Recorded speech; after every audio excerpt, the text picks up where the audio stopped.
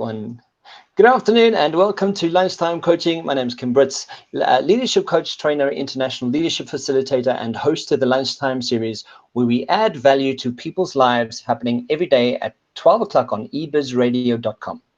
Today, our guest has been facilitating for around 35 years. He has been in the learning and development space for around 35 years.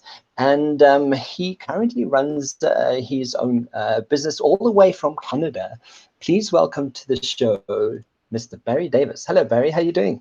Hi, I'm well, thank you. It's good to be here with you.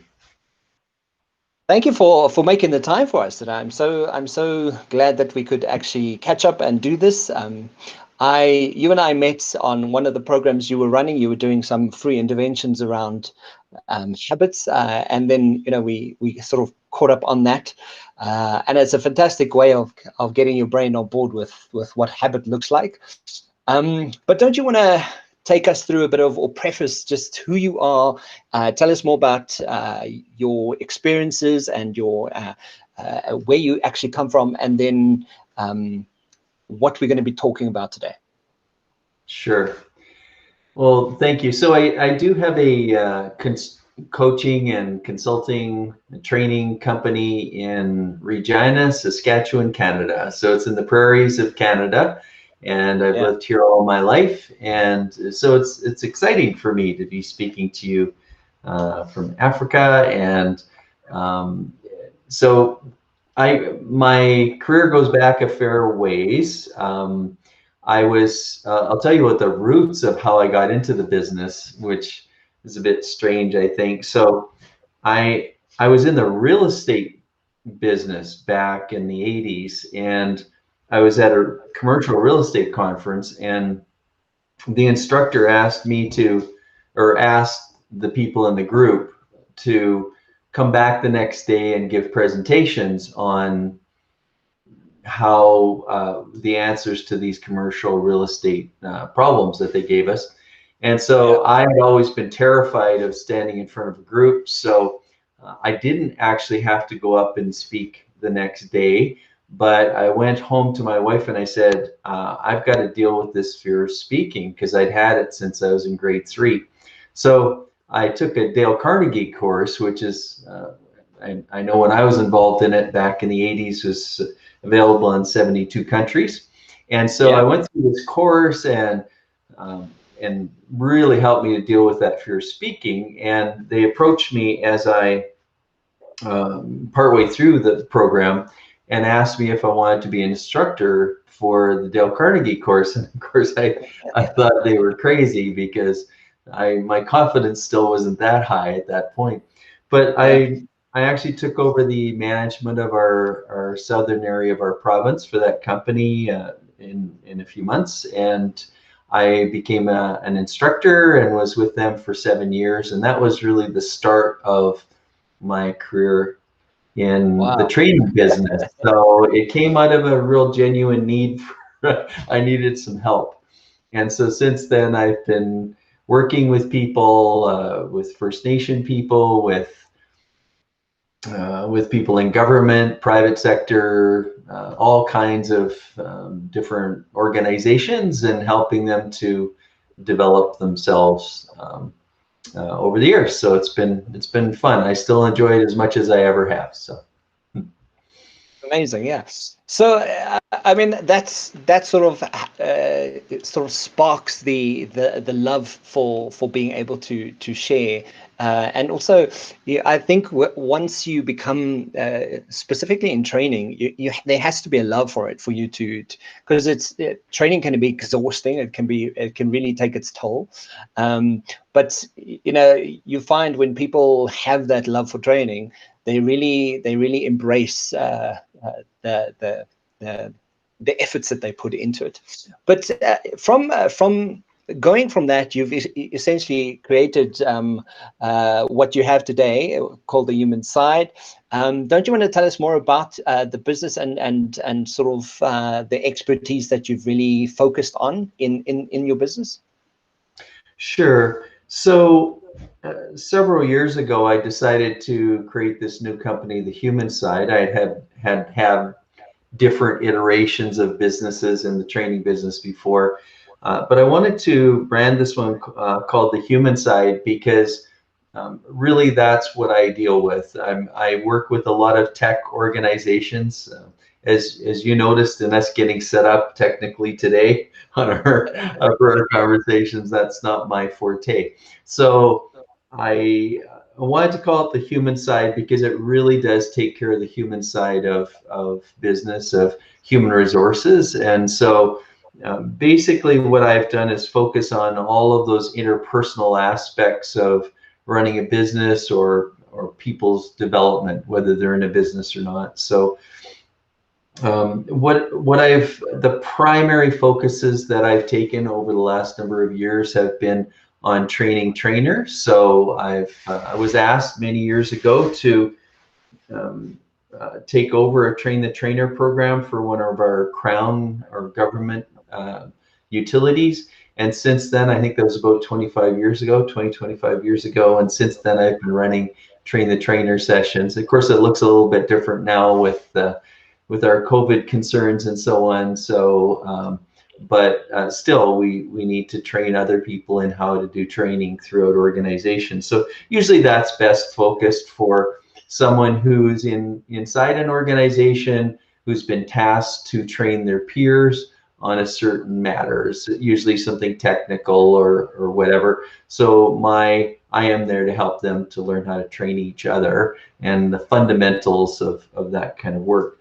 Um, Certainly about 20, I'd say about 25 years ago, I was asked by one of our government utilities to be trained. I went down to Florida in the United States and became trained in a customer service program, and that started this love of service for me. And so that's our slogan, for the love of service. And so I was trained in that, and then since then I've developed my own curriculum. I think a big part of the way that we approach customer service now roots from a conversation I had with a fellow from a chemical company, a worldwide chemical company. And he said to me one day, he says, I get so tired of sending our leaders to our world-class leadership training and have them come back. And I mean, it's great that they go, the level of the training is wonderful, but they come back to work, and I have trouble even seeing that anything's changed. I really don't see a lot of change in behavior.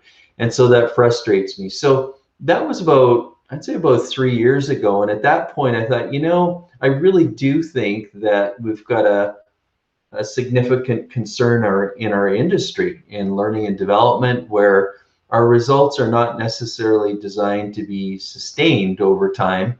And so, I mean, there's a concept in our field called the Ebbinghaus curve, where, the results of most training, really fall off pretty quickly over time.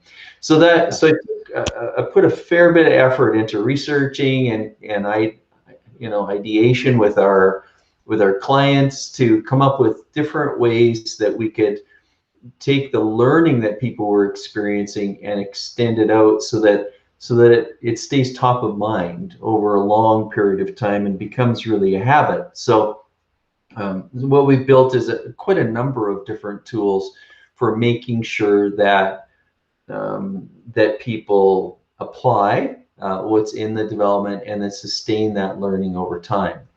I think one of the biggest factors in that is leadership support. So, I do find that if an organization doesn't have their leaders actively supporting the employees in their development, both prior to a learning event, during where appropriate, and certainly following, if that doesn't happen, then I think the chances of sustaining that learning over time are pretty minimal. And so, to me, that's one of the areas of investment that I think helps, is that we not only focus on leadership development, but make sure it's skewed towards what kind of support makes the biggest difference, has the greatest leverage towards ensuring people are going to keep that learning top of mind.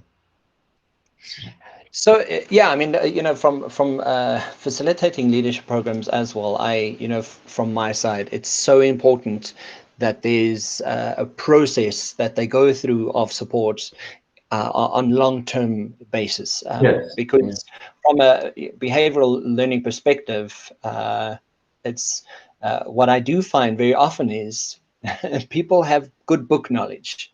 They know about a subject. They know about time. I always use time management because I still am so amused by the fact that so many people can't do time. They can't manage their time.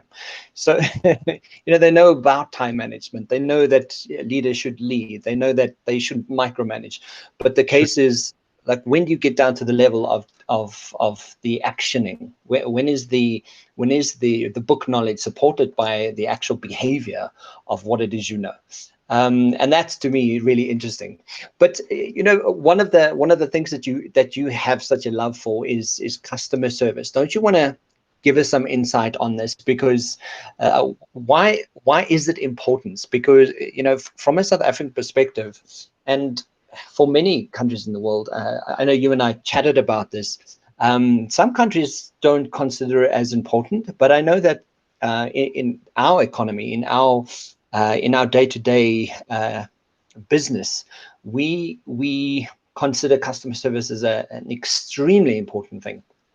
Don't you want to touch on that for us, and sort of give us some insight on customer service and why this is important inside and outside your organization? Thanks. Sure, I'd love to. I think, we can look at customer service in the formal sense of the word, customer service and customer service development. But I think it might even help for more people to relate to it if we just think of being in service. And I don't think there's a culture in the world who doesn't believe in being in service to other people. I mean, to me, customer service is about being in service, creating value for other people. So that, to me, takes it home to where I think anybody can relate to that. So, and I think as far as how we think about it, I mean, the classic customer service focus is from an organization to its customers or clients. And so it's about anybody who, purchases products from us, products or services. But I think if we even again broaden it to that, a customer would be anyone who depends on the quality and the timeliness of our work, then that would be the external customer, but also our coworkers and people that we partner with. And for you and I to have this conversation today, we needed to have a level of service to each other. We're interdependent with each other. So anytime we identify an interdependency with someone else, then there's a flow of value that's important, I think, to invest in. With Yeah. most organizations, you've got departments or areas like human resources or accounting or finance or sales or marketing, or whatever those departments might be. And oftentimes there's a sort of a natural flow, say from the human resources department or IT department out to the rest of the people in the organization. But I would say that anytime there's a one-way flow like that, there's always going to be a reverse flow. So if IT is serving their internal clients by making sure that all of their technology is working, then there is also a reverse flow needed, and usually that's more information, really. So how does IT serve the clients? They're only able to serve them properly by having good quality, timely information from the clients. So, when we look at customer service, then it's about being in service to people that we're interdependent with. And when we look at it, I would actually make the argument that internal service could be seen as being even more important than external, because if you don't make sure those internal handoffs or those internal relationships have value in them, and that we're nurturing them on a day-to-day basis, then we're kind of restricted or handcuffed from being able to deliver externally. So if the internal department's computer systems are not working, information is not flowing properly, then it's pretty hard for them to serve the external customer. So I think that customer service is huge. I think it's integral to what all of us do on a day-to-day basis, no matter what our role. Yeah, so I'm just making notes as you're talking here, and I think one of the things you mentioned is the flow of value. I think when I, I've noticed so many times that in doing a lot of training, and um, corporates very often don't understand, or they make the assumption about what value really is, and they don't really understand what it means. And very often, people speak about integrity as their value, and I'm always on the viewpoint to say, okay, if integrity is part of your value system, tell me what it behaves like. And very often, a lot of corporates kind of they'll kind of go, what do you mean? So do you find that the flow of value, people have a misinterpretation of what that is? Because you adding to that, you're saying internal service to each other is probably more important than just the service you're delivering outside, based on the fact that if you can't get it right here, how are you going to get it right there? True. Right. So do you think that is sort of a foundational starting point for people to get customer service right, for organizations, for anyone who really wants to deliver great customer service, that there's a foundational part of how you perceive value and how you do that more specifically? I think it could be. So there's a number of themes we have going, which is fun here. So Yeah, so I tell me. well, as to where you should focus first. Let's talk about that. Yeah, I think that depends. I think before doing any kind of development, it's important to do some needs assessment. And so yeah, if you're doing a proper needs assessment through interviewing and surveying and so on, I like to job shadow and sit in with people in their conversations just to find out how things work around here as much as possible. It's a little trickier today, but that if we're doing a proper needs assessment, we'll learn more about where the service needs to be nurtured further and invested in further. I think the classic way is that most organizations will say, hey, we've had some, either senior leadership has said to us, we need to serve better because we've been getting some calls that we don't like, and our clients are upset or whatever it is, or our numbers are down, whatever those measurements are. So I think that's a classic starting place, but I don't necessarily think it needs to start there. Depending on the needs assessment, it may start internally, but then we start talking about value. And so if you're talking about values, then and we're talking about integrity, then I completely agree that we need to then say, okay, so what behaviors then, what does that look like? I'm right with you. What does it look like? What does it not look like? Because uh, the culture, that's the practices, that's the way we go about doing what we do. yeah, We also, so I think that needs to be clear in the organization, and I think we've known that for a long time. But as you say, drilling down to more detail on what that looks like, and how would you know if you were being, if you had integrity or being respectful or whatever the value yeah, is so important, and that needs to be talked about on a day-to-day basis and monitored and feedback given and so on. The other sort of versions of value would be from a customer service perspective. I think there's two elements. One is valuing our customer as a human being, and the second would be creating value through our products and services.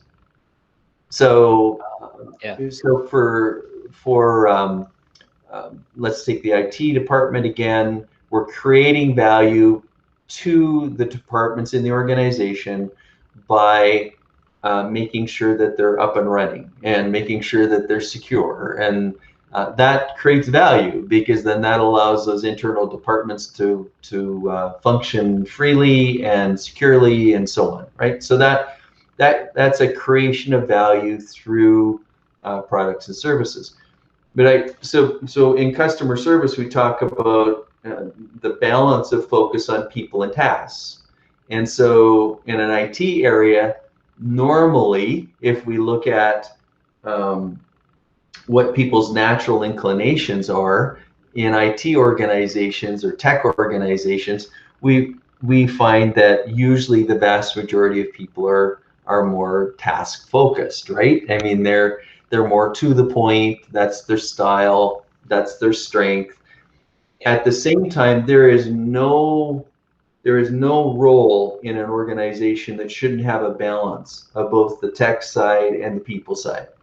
So then we take the people side and we talk about value, and we talk about valuing people, valuing a human being. And so then there's all of the human side stuff, all the stuff that my company focuses on around empathy, around listening, around being present and acknowledging people, and so on. Yeah. So I had a fellow sitting in a workshop, the customer service workshop, a couple of years ago, and we were talking about languaging. And so I was using one example of languaging in service, where it was a sample right out of one of the company's emails, that the response from a tech person was done, and that was the full extent of the email. And so I was using that an example of perhaps not having a healthy balance of the people side and the tech side. And I'll never forget this guy sitting just a few feet away, and he says, "But that's the way we talk to each other. I mean, we don't, we don't have a lot of fluff in our conversations. We just say it the way it is. If it's done, we just say done, and they're fine with that. That's the way we talk." Yeah. So that really brought about, I think, an important conversation in the workshop around, sure, that if you're communicating to another person who's highly technical, that's your styles. I appreciate that. At the same time, other people may see that email, and which happened in this case. And so then that person's manager then sent it to another person saying, "Hey, do you call that service?" And so it's important to be aware that your communication internally needs to have that strength technically, but also at least some element of the human side in it.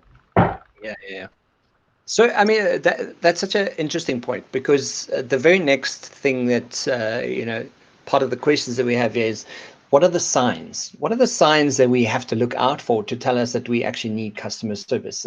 If an organization is kind of going, okay, how do we check this? How do we start paying attention to it? How would we know? What are the signs that we can start picking up on? Because that would then give you a nice go-to Sure. reference the whole time to be able to maybe check weekly, monthly.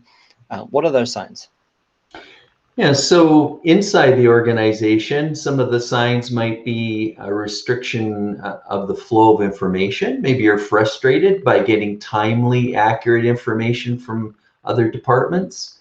Um, Maybe you're frustrated by the manner in which people are serving you internally. There could be some frustrations that way. Your organization might be relatively siloed, where people are just looking out for their own department rather than um, thinking of the big win for everybody, and a healthy organization serving the external client, creating value for them. So a lot of times internally, the signs are frustrations with flow of information, quality of information, timeliness, and the manner in which things are communicated. So they're not done in a way that's customer service oriented. I mean, people are maybe too curt, or they're too direct, and they could perhaps communicate in a more palatable way to each other. So those would be some of the signs internally. Externally, usually we've got some measurements, right? I mean, we've got often if we're surveying customers, we're certainly getting feedback that tells us, whether or not our service is friendly, whether it's reliable, whether it's accurate, useful, all the, whatever those terms might, whatever those measurements might be. I think other signs might be that there's more escalations happening, where you've got customers that are frustrated and they're asking for their manager, for the manager in the organization. There could be an increase in complaints. That could be a sign, although that's not always a sign that service is poor. Sometimes if you're making yourself more available for a complaint than you were before, because you're looking at complaints as being healthy from the perspective of, hey, we'd rather know, rather than our customers just telling 10 other people they don't want to deal with us. We'd rather have the complaint and deal with it in a way, in a great way. So sometimes you have to watch how you look at some of that, of those factors. But I think that would be a number of the telltale signs that will come up. Do you think there's a correlation between the internal signs that show up to external signs that show up? Do you think it's considering that how we actively get involved with our customer service starts here, and if we can't get it right here, we probably won't get. Do you think there's a direct correlation to it, or do you, from someone who does this all the time, do you find that sometimes external service is far better than internal service? Mm-hmm. Yeah, I mean, I wouldn't have numbers to prove this out, but I feel pretty strongly through my experience that there would be a fairly direct correlation between the level of internal service that's happening that enables you to deliver the great external service. Okay, so here's another element, and that would be, I think you and I both know people who haven't had an ounce of customer service development, but they just have this natural way of communicating with people. They're naturals. I mean, my wife and I right now, we're doing renovations on our home, and we're going to this one supplier at this lumber yard. And this guy, Eric, every time you're there, he just can't do enough to help you. He's creative, he's got ideas, and we just love him. We think he's great. So we keep going back to him because he's a natural. Now, I would bet that he hasn't had any formal training. He's a bit rough, he's a bit rough in the way that he communicates. But at the same time, you can just feel that inside out service orientation coming through. So you could very well have some terrible service happening inside, but have some real stars on the front line that are either well trained or naturals. They've been hired well for the position, and the external customers are saying, "Hey, these people are awesome." At the same time, if you've got people who are really great at serving your external customers, and they're being served poorly on the inside, they've got to be pretty frustrated, because number one, they understand what great service is. They know it, they feel it, they sense it, they love it. And being served poorly from the inside has got to tally up for them, as being frustrated. So I just think for our service machine to work well, it's important that all aspects of this vehicle are running smoothly and are well maintained. And invariably, when you are that person, when you have those people in your company who may not have the expertise or the background, and they constantly get that negative or not great service from their own company, invariably they end up either leaving or not wanting to do it Mhm. anymore, or so they'll probably find a space where they are then serviced as well. You know, I think that makes Absolutely. sense. So Absolutely. for sustainable learning and development results, what advice can you share for organizations and business people out there? Yeah, so I think I'll hook back to something I said earlier as my first point, and that would be leadership focus. I mean, the Yeah, leaders not only need to be dialed into this development, they need to have, if appropriate, experienced it. For example, I have a conversation later today with someone who's going to be the new manager supporting this customer service initiative. So what I'll be doing is working with him to look at what can he do to support this learning as time goes on. So it's going to be things like coaching. So do the leaders have coaching skills to be able to work with people? And do they have feedback skills? yeah, Can they give them acknowledgments? Can they point out areas that could use some improvement in a way that's really productive? Do you have that information represented to people over time? So what we do with our customer service training is we take our 1 day foundational customer service program and we've broken it up into 24 pieces. We call them quick bites. So then what that does is those quick bites are then represented to people once a month, and in a short snippet of maybe a minute or two, so that they see that again, and they can do that rotation for a couple of years if they want, or do it 2 or 3 times if they want. And then the leaders, they get a guide on how to support and model and coach and give feedback on those quick bites as they go from month to month.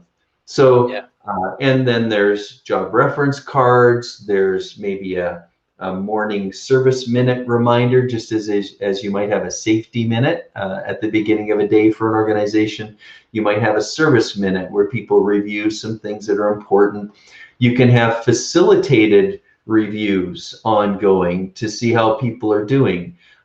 With an organization I'm working with in Calgary in Western Canada here, um, I'm meeting with the managers, with the leaders once a month for at least 6 months in order for us to talk about what's going well, where are some challenges, what are some specific examples of situations where people are struggling, and just have some conversation about how we can coach and support people in those situations.